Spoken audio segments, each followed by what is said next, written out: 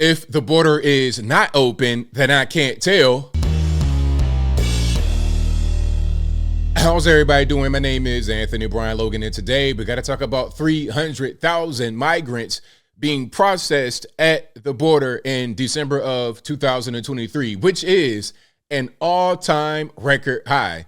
Now, I'm not surprised at all. I think we all have seen this coming. I've been covering the border for quite a while now, and I've seen the chaos that is happening right there in Texas, California, Arizona, New Mexico. It's pure chaos, especially in Texas. And you have these big city mayors, New York City Mayor Eric Adams, Chicago Mayor Brandon Johnson. Now we got the Denver, Colorado Mayor Mike Johnston. They're upset, talking about, oh, why is Greg Abbott sending us these buses and planes and trains and whatnot full of migrants? Well, what is he going to do? If you have 300,000 in 1 month, and I would say the majority of that are going to be in Texas, what is supposed to do? Just keep all these people in El Paso, Eagle Pass, Texas? What should he do? You guys are sanctuary cities and states. You guys support the influx of migrants into the country, but you don't want them in your backyard. Okay, you become a NIMBY, not in my backyard, when your city is involved. But when it involves California, Arizona, New Mexico, Texas is not really a big deal. Now, before I go any further into it and get more triggered, let's get into the news clip. If you want to see the news clip in full without my commentary, link as always will be in the description. If you're on IG, visit the link in the bio, go to the corresponding article on the website. But without further ado, let's go ahead and roll it. U.S. border officials processed an estimated 300,000 migrants in December. That is a record high. CBS's Astrid Martinez explains how this influx of migrants is straining resources across the country. And let's pause right here before he gets into it. That's just 300,000 in December of 2023 that we know about. Those are the processed people, the ones that actually made contact with Border Patrol, whether they were given entry into the country, which is probably what happened, whether they were immediately repelled, which is probably not what happened. You have the gotaways as well. How many of them actually got into the country within December and throughout the entire year, throughout the entire Biden administration? Let's keep on going. A new year and a new set of buses carrying migrants to various cities across the U.S. This weekend, 350 asylum seekers flown in from the southern border boarded buses to Chicago after landing in Rockford, Illinois. Their transportation north, arranged by Texas Governor Greg Abbott. Chicago Mayor Brandon Johnson said on Face the Nation, city officials were given no notice. The rogue buses that are being dropped off across this country in the middle of the night, leaving people with no real support at all, no coordination with the local municipalities. Let's pause right here. Okay, now does Texas get a warning when you have a caravan that pulls up? It'd be 5,000 people at one time, 10,000 per day. Do they get an advance warning? Do they get a request from their countries of origin? Do they get a request from Guinea Conakry and say, hey, you're about to send 1,000 guys. Are you ready? Are you prepared? Is Eagle Pass, Texas equipped to handle all these people that may not even speak English at all, let alone Spanish or any other language?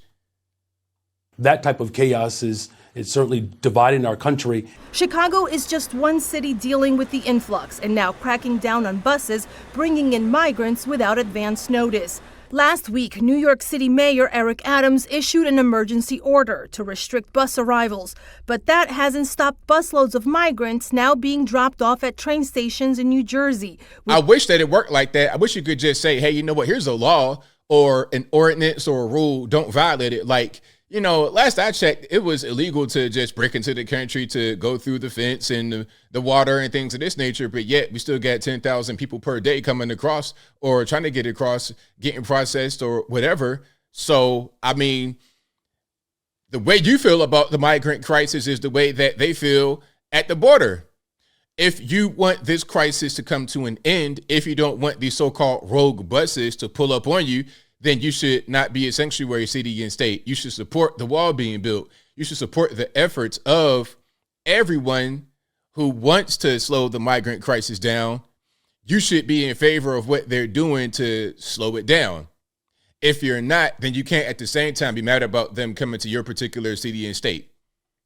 With easy access to the city, Adams says the migrant crisis will cost New York $12 billion by 2025.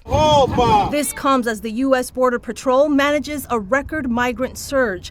Agents are processing 250,000 new arrivals each month, in December hitting an all-time high of 300,000 migrants. We're full. Don't come. CBS News has learned that the White And what Kamala said, don't come.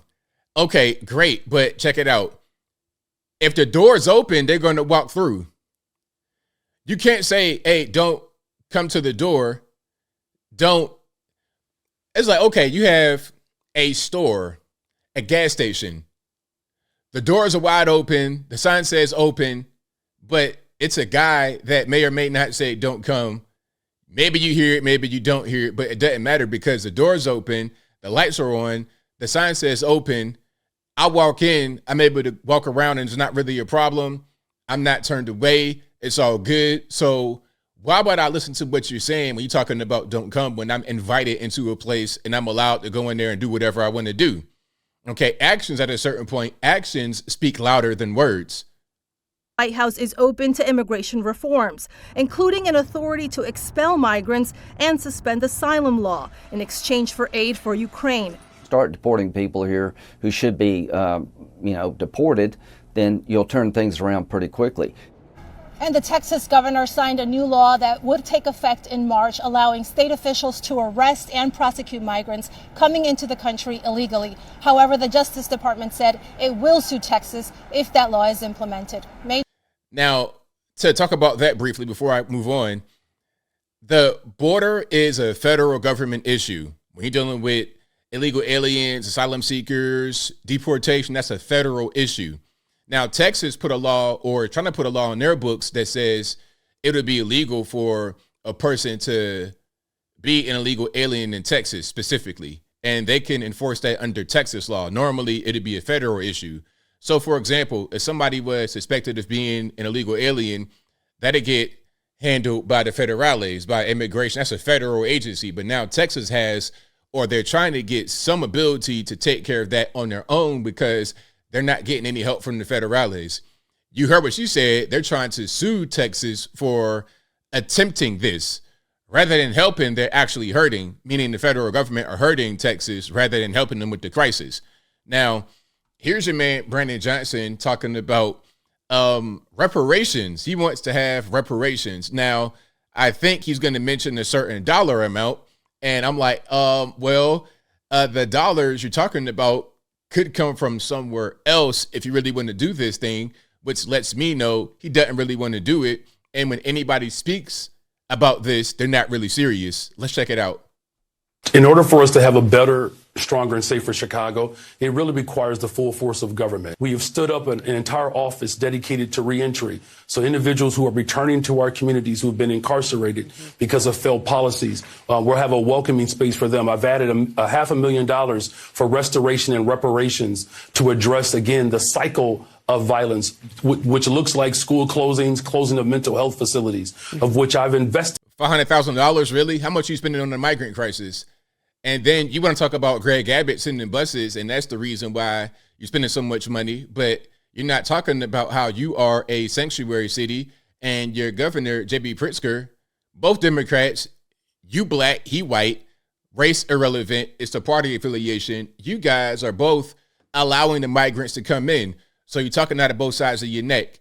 $500,000 for reparations, quote unquote, for previous offenders, guys that have been to the penitentiary, big rocks, little rocks. You want to give that to them, which is paltry. But then the migrants coming in here doing whatever they want to do, they get a lot better treatment. It's kind of weird how that works. All right, let's keep on going here. Now, here is another person in Chicago talking about the migrant crisis and how it's a bad thing.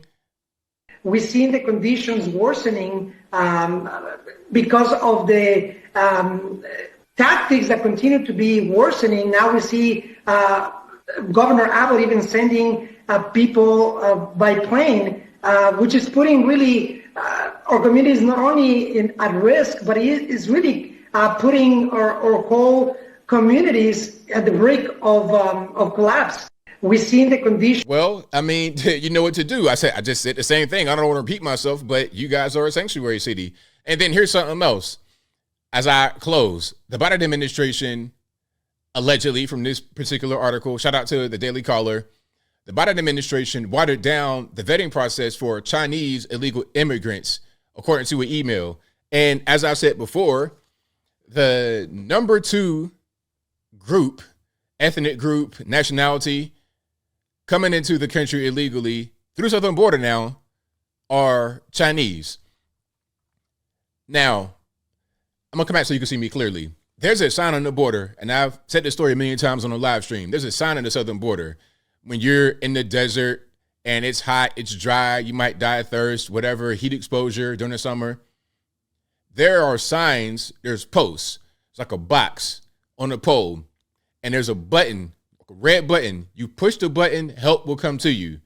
You about to die, you got abandoned by the coyote group that you're with, whatever it is. Push the button. Now, the sign has 3 languages. The first, obviously, English. The second, clearly, Spanish. The third, Mandarin Chinese. There's a whole network of Chinese illegal aliens coming into the country from Darien Gap, Panama. There's a whole way. There's hotels just for Chinese people in Central America to come to the U.S. illegally. And you're going to get guys that might join the military and become spies. We've seen that over and over again. We've seen guys in the military that are Chinese nationals wind up being spies. We saw Fame with Eric Swalwell. This is a real security issue, but I guess it doesn't really matter because we can't be racist or anything like that. So let them all in. Now, as I close, I just want to say this. A record high number of people coming through the border as so-called asylum seekers, illegals, or whatever. There's reasons for this. It's not because they're so poor. A lot of them are paying coyotes big amounts of money, $5,000 US, $10,000 US per crossing. These are not poor, destitute people coming from China, Africa, etc. Have you ever been to a foreign country like that? Have you ever been on the plane and flown to Africa? Have you flown to China? Have you flown to Japan? Have you flown far away like these so-called people that are seeking asylum have gone? If things are so bad, how'd you get so much money to come over here?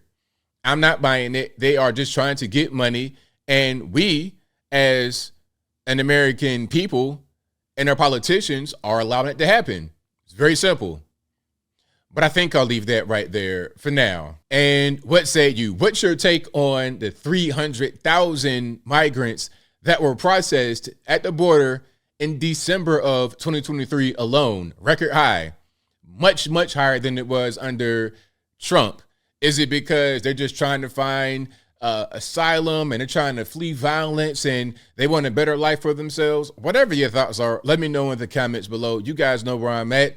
This is being allowed by the Biden administration, and you got to ask yourself why. At a certain point, what's the reason? Why are they allowing this to happen? Well, I think what's going on is that they want the people. They want to shore up the economy by having a new labor force. They want to eventually make them citizens and have them vote. And then when it comes time to vote, they're going to remember who allowed them to come in through the back door, bypassing a normal legal immigration process, and that'd be a Democratic voter. I think it's about power. I think it's about money. I think it's about things that people think will benefit them in the political party rather than what's best really for the U.S. citizenry, in my humble opinion. But whatever your thoughts are, please let me know in the comments below. And that's all I got to say for this video. If you like what you heard, please comment, rate, share, and subscribe. Peace.